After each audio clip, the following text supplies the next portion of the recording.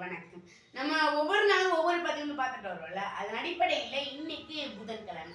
புதன்கிழமைங்கும்போது நம்ம எப்போதுமே அ அறிவியல் மாமேதைகள் பதிவு தானே பார்ப்போம். அந்த அறிவியல் மாமேதைகள் பதிவு என்னன்றத இந்த பதிவுல பார்த்துடலாமா? இந்த அறிவியல் மாமேதை முற்றிலும் வித்தியாசமானவர்.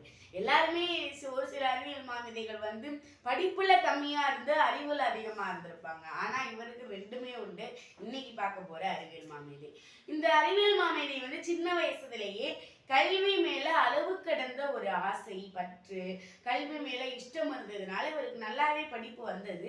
அதுக்கப்புறமா அவர் கல்லூரியில போய் சேர்ந்து அதுக்கப்புறம் படிச்சு அந்த படிக்கிற அந்த சூழ்நிலையில தான் இவருக்கு வந்து அறிவியல் மேல ஆர்வம் வந்தது.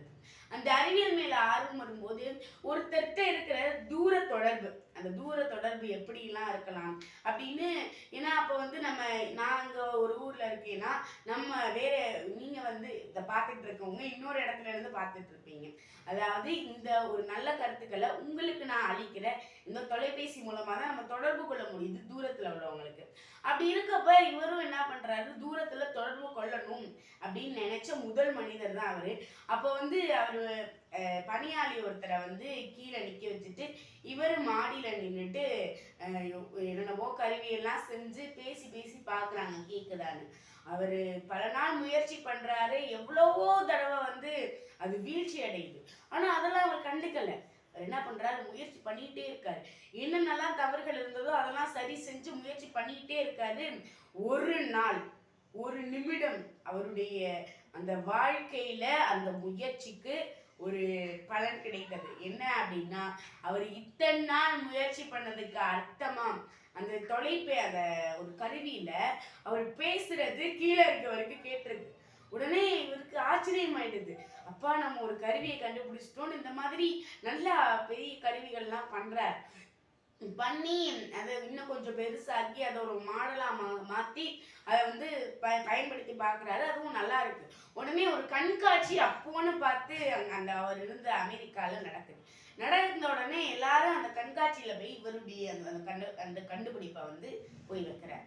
வச்ச உடனே எல்லாரும் இவர் என்ன பொய் சொல்றாரு, இவர் சொல்றதெல்லாம் நம்பிக்கிட்டு இவருக்கு காசை கொடுத்து நம்ம பார்க்கணும்னு அவசியமே கிடையாது அப்படின்னு எல்லாரும் போயிடுறாங்க.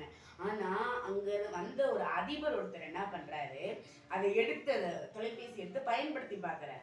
பயன்படுத்தி பார்க்கும்போது அது கேக்குது. கேட்ட உடனே இவருக்கு வந்து ஆச்சரியமாய் போயிடுது அந்த அதிபருக்கு.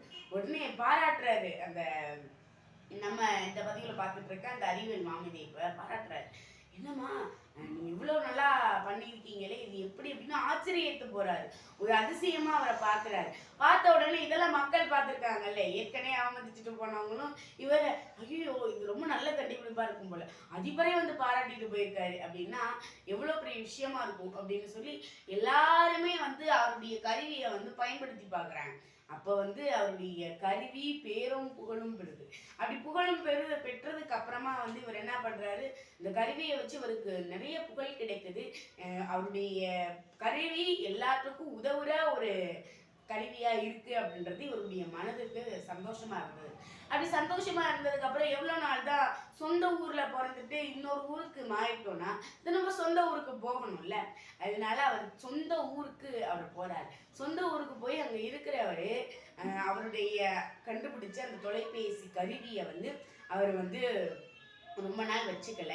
அவரு அந்த தொலைபேசி கருவியை அவரே செயலிழக்க செய்யறதாகவும் சொல்றாங்க. ஏன்னா அது வந்து அந்த தொலைபேசி கண்டுபிடிச்சது அந்த காலகட்டத்துல பல பேர் வந்து இது நான் தான் கண்டுபிடிச்சேன், இது நான் தான் கண்டுபிடிச்சேன், இவன் இதை திருடிட்டான்னு பல வாதங்கள் வருது. ஆனா இந்த அறிவியல் மாமேதை எதுக்கும் தளரல.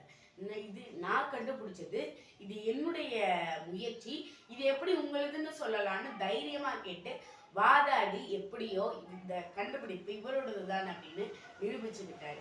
இன்னைக்கு நமக்கு இருக்கிற அவசரமான காலத்துல ஒருத்தருக்கு தொடர்பு கொள்ளணும்னா கூட நம்ம பார்க்கறது தொலைபேசியால தான். அந்த தொலைபேசியை கண்டுபிடிச்சது தான் இந்த அறிவியல் மாமேதை, வேற யாரும் இல்லைங்க, அலெக்சாண்டர் கிரஹாம் பெல் தான். ஏன் நானே உங்களுக்கு இந்த மாதிரி நல்ல கருத்துக்களை சொல்றதுக்கும் இந்த தொலைபேசி வளர்ச்சி தானே உதவுது. இதற்கான அடித்தளத்தை போட்டவர் இந்த அலெக்சாண்டர் கிரஹாம்பெல் தான். இந்த அலெக்சாண்டர் கிரஹாம்பெல் ஒரு அருமையான அறிவியல் மாமேதை. இவருடைய கண்டுபிடிப்புக்கு இன்னைக்கு உலகமே வியந்து நிற்குது. அந்த அளவுக்கு உலகமே ஒற்றை கையில இருக்குன்னு சொல்றாங்கல்ல, அதே மாதிரி உள்ளங்கையில உலகம் அப்படின்ற கணக்கா போன்லயே உலகமே இருக்கு. அந்த உலகத்தை கொண்டு வந்த ஒரு மாமனிதர் தான் இந்த அலெக்சாண்டர் கிரஹாம்பெல். இவருடைய வாழ்க்கை வரலாறு ரொம்ப அருமையா இருக்கும். ஏன்னா இவர் எல்லா இடத்துலயுமே இவருடைய புகழ் இன்ன வரைக்கும் நிலைச்சிட்டு தான் இருக்கு. அது மட்டும் இல்லாம இவருடைய முயற்சிக்கு பலன் அளிக்காம முதல்ல இருந்தாலும் அதுக்கப்புறம் பெரிய பலனா அவருக்கு கொடுத்தது. அவரோட இறப்புக்கு முன்னாடி அவர் ரொம்ப சந்தோஷப்பட்ட விஷயம் என்ன அப்படின்னா, இவர் கண்டுபிடிச்ச கருவி எங்க உலக நாடுகள் அனைத்து நாடுகள்லையுமே இவர் கண்டுபிடிச்ச கருவி பயன்படுத்தப்பட்டது. அதை பார்த்து மகிழ்ச்சியில தான் அவர் இறந்தாரு. அவர் இன்னும் இறக்கல, நம்ம கைகள்ல ஒவ்வொருத்தர் கைகள்லையுமே இருக்காரு அப்படின்னு சொல்லி உங்களிடமிருந்து விடைபெறுகிறேன். நான் உங்கள் தீஷா திரவிராஜ், ஊராட்சி ஒன்றிய செவ்வாய்ப்பட்டியில் நான் 7ஆம் வகுப்பு பயின்று வருகிறேன். உங்கள் சிந்தனையில் நான் நன்றி, வணக்கம்.